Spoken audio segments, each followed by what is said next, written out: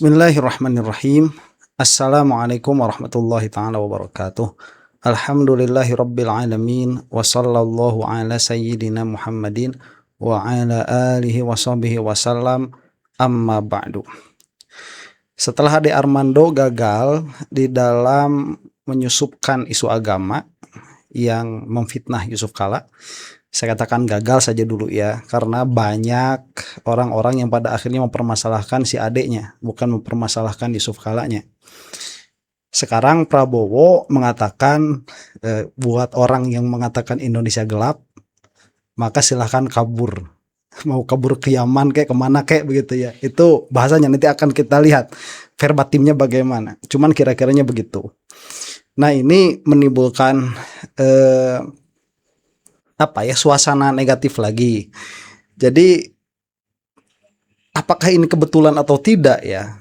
Karena sebelumnya itu kan si Jenderal Baliho tuh itu kan dilantik tuh sama Prabowo jadi salah satu apalah begitu ya, komunikasi atau apa itu. Yang jelas dia itu bermasalah.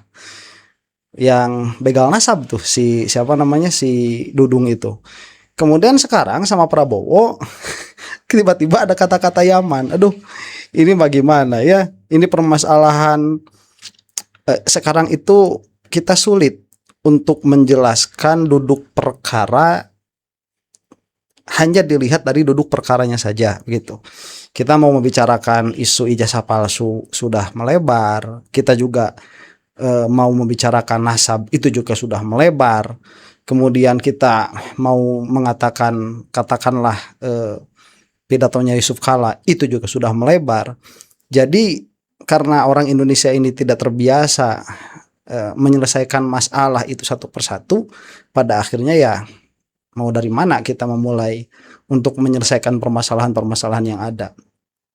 Cuman regardless lah ya, terlepas dari itu semua, saya kira ini akan menarik nanti karena akan ada ulasan dari Pak Khozinuddin yang mana akan kita saksikan. Cuman sebelum kita melihat ulasan dari Pak Khozinuddin, kita lihat dulu apa sih yang sebetulnya diucapkan oleh Prabowo ya. Ini bagian yang nyentilnya saja tuh 2 menit. Kita saksikan dulu ini. Suatu bangsa yang saya katakan lama, susah, ibarat long march. Ini long march satu bangsa. Long march satu bangsa. Kita dijajah, kita diadu domba, kita diinfiltrasi, dibikin pemberontakan. DITI, Angkatan Perang Ratu Adil, RMS, PGRS Paraku, PRRI Permesta. Terus gerakan ini, gerakan itu, terus kita dibikin apa lagi? Indonesia gelap. Matanya burem, Indonesia gelap. Indonesia terang. Aduh. Ada yang mau kabur. Ada yang mau kabur, kabur aja. Kok kabur aja ke sana?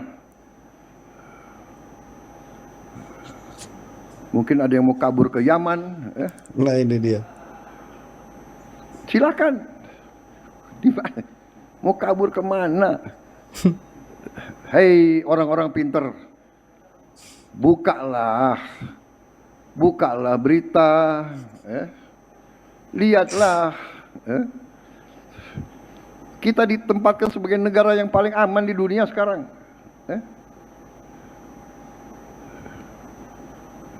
Kabur aja deh.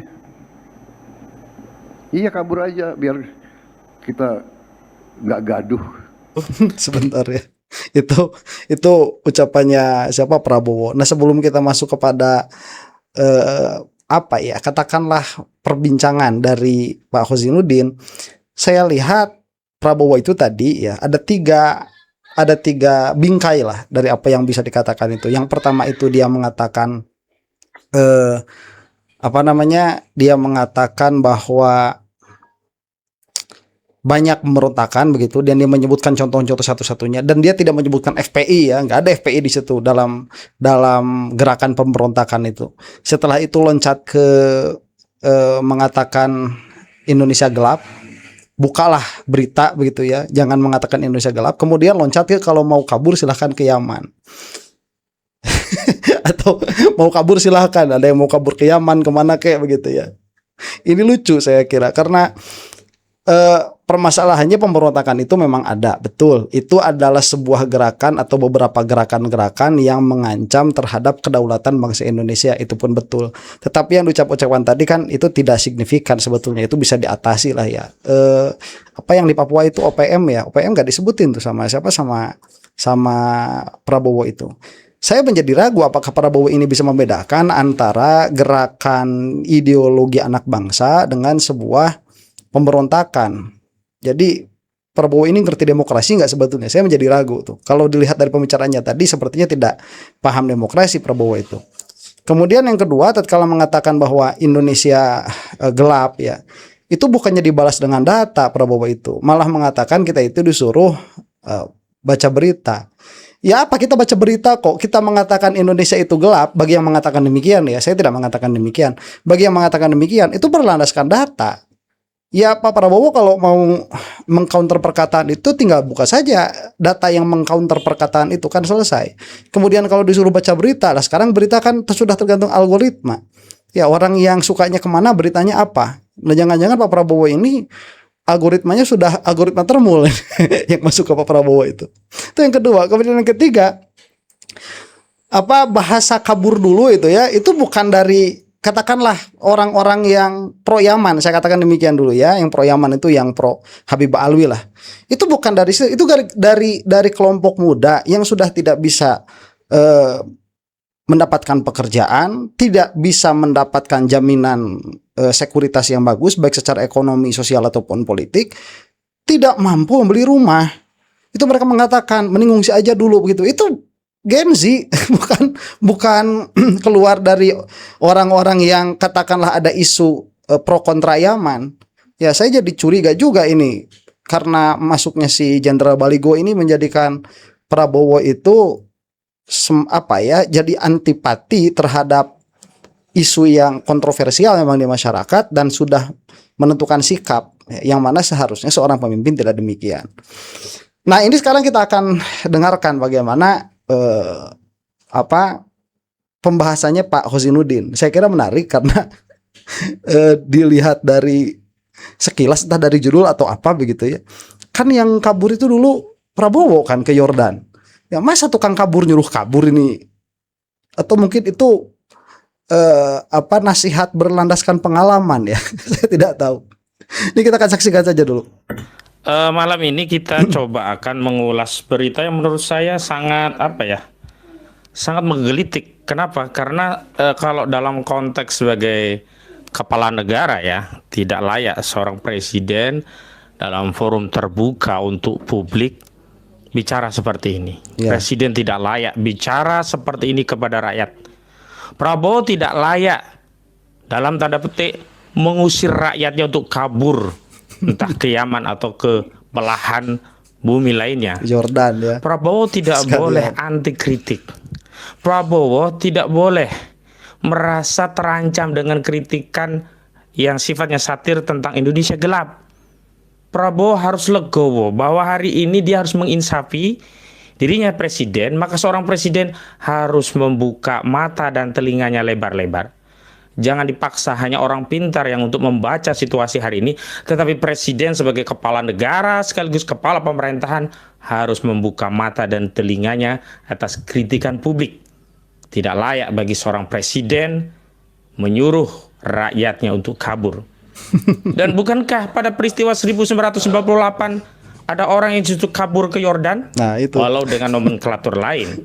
Prabowo sendiri sudah pernah mengakui dalam akun Twitternya, yakni bahwa pada 2014 yang lalu dirinya mengaku sedang mengasingkan diri saat pada peristiwa 1998 setelah diberhentikan oleh Dewan Jenderal TNI, kemudian dia keluar negeri ke Yordan.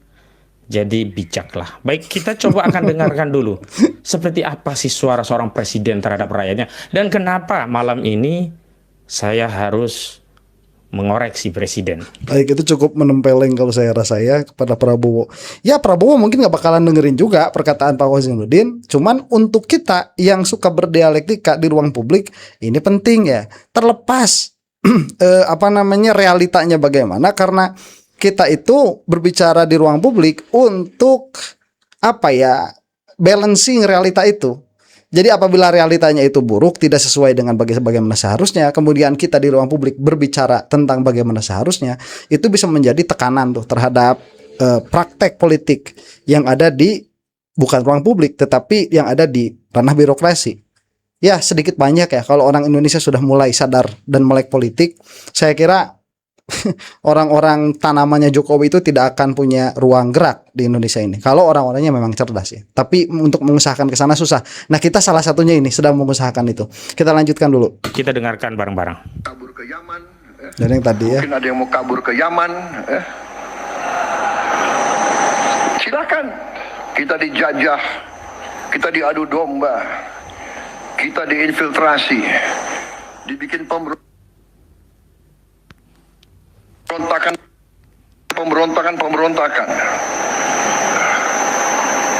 DITI, Angkatan Perang Ratu Adil, RMS,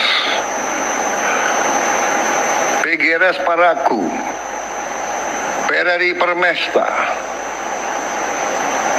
terus gerakan ini, gerakan itu, terus kita dibikin apa lagi? Indonesia gelap. Matanya burem, Indonesia gelap. Indonesia terang. Ada yang mau kabur. Aduh, Indonesia Ada terang yang mau ya. kabur. Pengennya Kabur aja. begitu. Kok kabur aja ke sana? Mungkin ada yang mau kabur ke Yaman. Silakan. Mau kabur kemana? Hei orang-orang pinter, bukalah berita, lihatlah. Kita ditempatkan sebagai negara yang paling aman di dunia sekarang.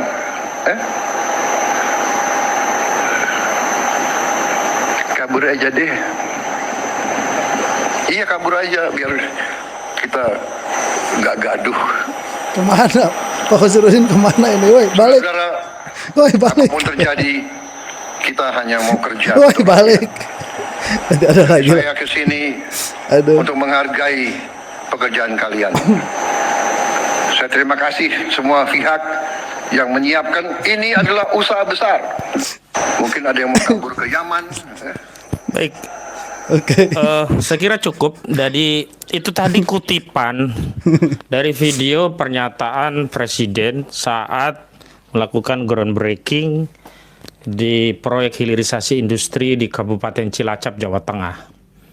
Ada beberapa poin pokok yang pada intinya memang Presiden ingin mengajak segenap rakyat untuk fokus membangun negeri ini, dan substansinya adalah pembangunan itu tidak bisa dilaksanakan secara mandiri tetapi secara simultan dari periode pemerintahan sebelumnya sampai hari ini, seperti estafet kepemimpinan begitu. Namun dalam konteks Presiden mengajak bersatu itu ada diksi yang tidak tepat, ada ujaran yang alih-alih bisa menyatukan potensi negeri ini justru bisa menimbulkan kegaduhan. Padahal Presiden sendiri sebenarnya dalam pernyataannya meminta agar yang kabur itu bikin gaduh begitu, lebih baik pergi ke Yaman atau ke tempat yang lain daripada bikin gaduh. Saya justru menilai pernyataan Presiden ini yang tidak empatik ini justru yang bisa memicu kegaduhan. Baik, kita akan ulas bersama. Jadi yang Sebentar pertama, ya, kalau misalkan dicontohkan kabur ke Arab begitu, itu nanti yang ngambek Wahabi. Kalau disuruh mau kabur silakan kabur ke Yaman kayak itu, nanti yang apa namanya yang marah ya kita ini ya, yang Ahlus Sunnah wal Jamaah tuh, yang aswaja bener tuh, yang tidak terkontaminasi sama pikirannya si Imad ataupun Mama Gufron. Mereka kan satu klub tuh ya. Kalau misalkan Anda katakan udah pergi saja kemana begitu ya, ke Inggris, nah mungkin itu nanti orang-orang Papua yang marah begitu. Nah, dan sebagainya itu kemanapun contohnya kalau mau begitu ya, bikin yang agak netral lah sedikit begitu. Kalau yang mau apa namanya pindah ke Mars, nah itu kan diksinya agak netral. Cuman kalau sudah Yaman, nah itu sudah tendensius tuh, dan sekali lagi tidak layak. Nah ini tidak jauh-jauh ya, ini termulisme sudah. Jadi seorang negarawan yang tidak bersikap sebagai seorang negarawan, ini termulisme sudah. Mirip saja seperti Jokowi pada akhirnya. Saya tidak, ya Anda yang menonton channel saya itu tidak menemukan saya terlalu banyak mengkritik Prabowo, karena saya tidak punya banyak perkataan dulu mengenai Prabowo. Cuman kalau misalkan sudah nampak jelas seperti ini, ketiadaan apa ya sifat kenegarawanan dari seorang pemimpin kita yang sedang aktif saat ini, waduh, ini harus disuarakan, saya kira ya. Dalam konteks bernegara harus dipahami bahwa setiap warga negara berkesamaan kedudukannya di muka hukum. Dalam konteks sebagai warga negara, presiden dan rakyat sama, bagian dari warga negara Indonesia. Bedanya presiden diberikan mandat untuk menjalankan konstitusi, dan itu pun atas mandat rakyat, yakni menjalankan konstitusi. Dan dalam konstitusi itu presiden harus menunaikan apa yang menjadi hak rakyat. Dan kemerdekaan berserikat dan berkumpul, termasuk menyampaikan pendapat, itu adalah bagian dari hak konstitusional setiap warga negara yang harus dijamin negara. Dalam hal ini tentu saja harus pula dijamin oleh presiden. Sehingga setiap kritik yang disampaikan oleh rakyat kepada kekuasaan, apapun bentuknya, apakah kritik secara langsung atau menggunakan ungkapan satire atau dengan bahasa-bahasa lain yang pada pokoknya ada kepedulian rakyat yang aktualisasinya tentu tidak mungkin diseragamkan. Ada yang dengan pendekatan intelektual, ada yang dengan pendekatan sastra, ada yang dengan pendekatan satire, atau dengan ungkapan-ungkapan lain yang mungkin menurut rakyat itu bisa menggugah nurani kekuasaan karena sudah terlalu lama kekuasaan bungkam dan diam atas perihnya penderitaan rakyat. Kita ketahui bahwa soal Indonesia gelap ini adalah bagian dari kritikan rakyat melihat masa depan Indonesia yang tidak jelas dalam perspektif rakyat tentunya. Dalam konteks yang demikian tentu boleh-boleh saja ada perbedaan pandangan. Kekuasaan memandang masa depan Indonesia terang benderang, sementara rakyat memandang yang sebagai orang atau objek yang mendapatkan pelayanan dari negara memiliki perspektif bahwa masa depan Indonesia gelap. Tetapi perbedaan pandangan seperti itu tidak boleh kemudian memberikan stigma kepada mata rakyat yang sedang memandang masa depan Indonesia ini gelap sebagai mata yang buram. Baik, betul itu. Itu jadi harus dibedakan oleh Pak Prabowo itu. Ini apakah dalam ranah kebebasan berpikir masyarakat atau dalam ranah makar terhadap negara? Itu harus dibedakan. Kalau makar terhadap negara tuh DITI itu betul. Mana sekarang gerakan apalah katakan ya, gerakan yang dinyinyiri itu ya, baik itu misalkan HTI misalkan. Mana gerakan ansihnya itu memberontak kepada negara? Kan nggak ada. Ya apalagi sekarang udah dibubarin tuh. Ya organisasinya juga FPI misalkan kan nggak ada begitu. Terus yang dikatakan tadi dinyinyirin sedikit Yaman misalkan orang-orang yang memang tidak terkena fitnahnya si Imad tuh laknatullah alaih. Sekali lagi saya doakan itu udah lama gak bilang si Imad tuh yang tidak kena sama apa namanya itu fitnahnya si Imad tuh. Apa kita ada gerakan-gerakan untuk memberontak kepada negara itu? Nggak ada. Itu jadi dibedakanlah Pak Prabowo ya, ini kok pikirannya udah mulai kacau Prabowo ini. Mungkin kecapean juga ya. Tidak tepat pula ketika rakyat punya pandangan yang berbeda terhadap kekuasaan, terhadap proses penyelenggaraan bernegara dan pemerintahan, terhadap penunaian hak-hak rakyat, bahkan termasuk era masa depan bangsa ini sebagai masa depan yang gelap, kemudian dianggap menimbulkan kegaduhan. Apalagi sampai melakukan tindakan yang tidak empatik. Walaupun ungkapan itu tidak secara hakiki, hanya secara majazi, yakni berupa permintaan untuk kabur saja ke luar negeri, termasuk ke Yaman. Namun ungkapan seperti itu rasanya tidak tepat, tidak empatik, dan tidak memiliki nilai etis jika itu disampaikan oleh seorang kepala negara dan kepala pemerintahan, dalam hal ini Presiden Prabowo Subianto. Yang kedua, ada pola di mana setiap pihak itu memang boleh, bahkan dalam Islam berkewajiban untuk saling menasihati. Sebagaimana sabda baginda Nabi kita Muhammad sallallahu alaihi wasallam, ad-dinu nasihatu lillahi wa li rasulihi wa li a'immatil muslimina wa ammatihim.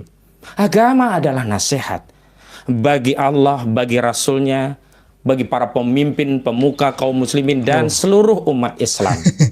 Dalam konteks yang demikian tentu punya hak konstitusional bagi seorang presiden untuk menasihati rakyatnya agar bersinergi bersama pemerintah untuk membangun masa depan bangsa dan memiliki harapan yang besar bahwa masa depan Indonesia adalah masa depan yang cerah. Baik, sebentar. Ini Pak Husinuddin salah mengartikan hadis ya. Itu hadis bukan kesana larinya tuh.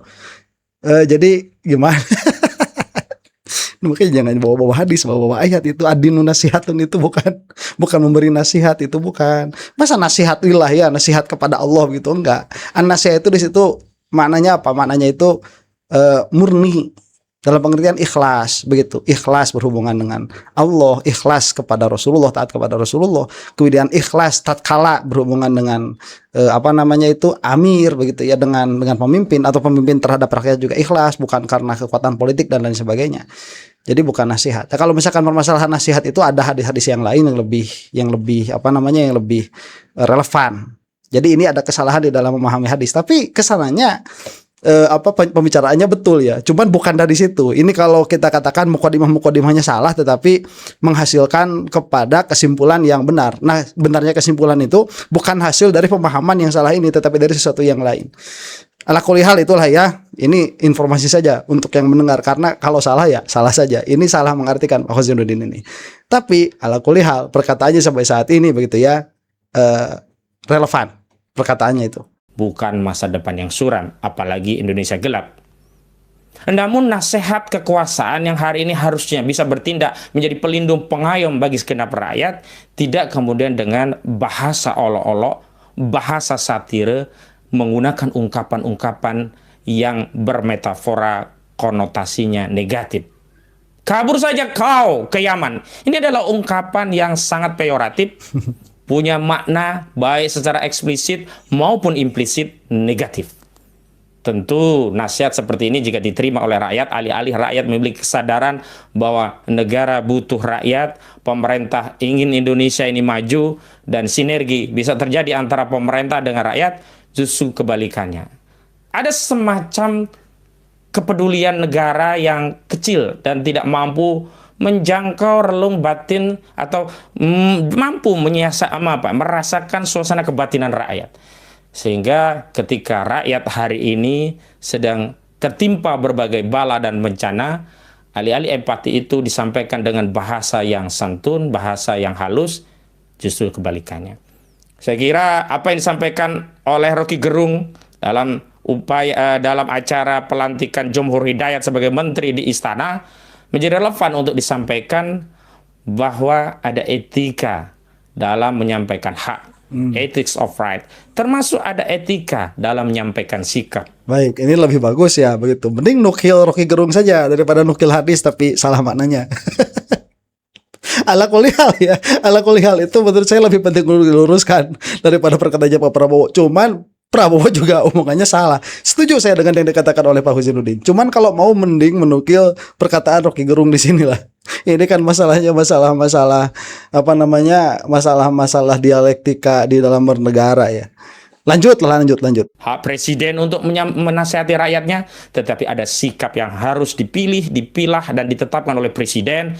Dalam hal ini saudara Prabowo Subianto, agar apa yang menjadi substansi nasihat bagi rakyat sampai dan tidak berkontraproduktif sehingga menimbulkan hal-hal yang negatif, dan dalam hal ini sakitnya hati rakyat karena seolah-olah rakyat diusir dari negerinya sendiri, negeri tempat dia lahir, dibesarkan, bahkan dia berjuang di negeri ini untuk negerinya, untuk kebaikan negeri ini, meskipun dalam posisi perjuangan sebagai rakyat. Ya, betul, minimalnya bayar pajak lah ya. Kita akan coba melihat fakta, apakah benar negeri ini dalam suasana aman Sehingga orang-orang pintar di negeri ini tidak boleh lagi mengkritik Indonesia dalam kondisi gelap. Dan sehingga orang-orang pintar di negeri ini diminta untuk ikut apa yang dikatakan oleh Presiden bahwa kita sedang bersatu untuk membangun negara dengan pola estafet kepemimpinan yang harus berkesinambungan.